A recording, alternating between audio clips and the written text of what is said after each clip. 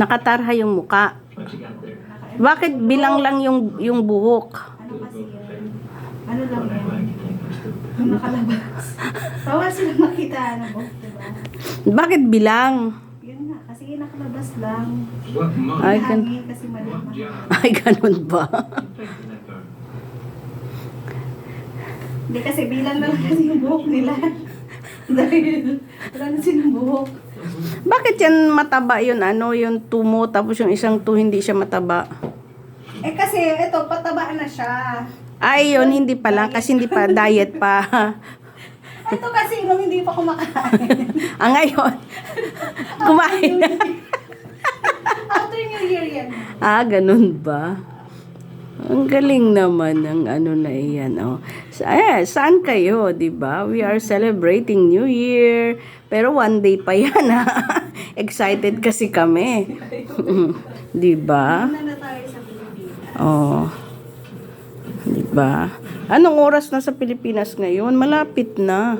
Ilang kembot na lang, di ba? Anong oras pa lang ba ngayon sa Pilipinas? Anong oras na ba? Mini-makeup niya yung 2020-26 namin. Diba?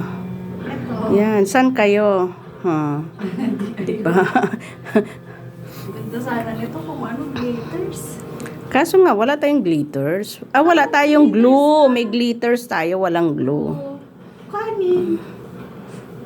Wow, papel.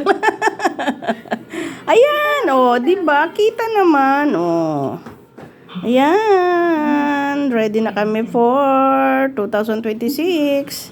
Kayo ba, ready na?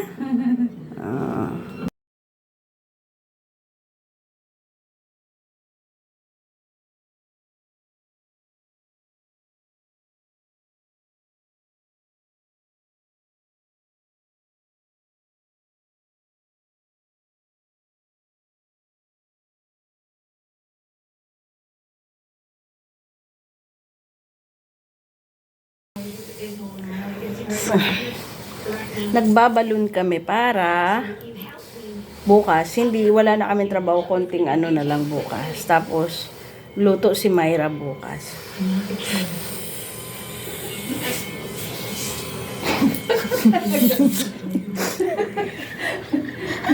Who's the chef? Laki na sa akin. Chef yan, chef.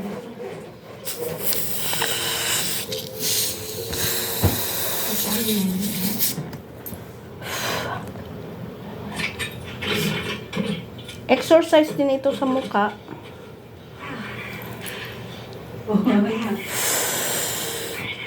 Parang takot ako. Ay, grabe ba yun? Grabe naman, tingnan mo. Sino tayo magkakailog ng ganyan, ha?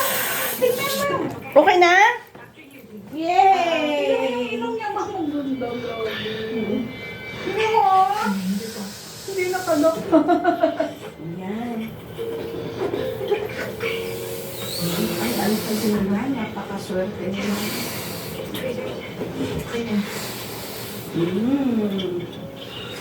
Diba? Yun! Yan ang ginagawa ng mga walang magawa sa buhay.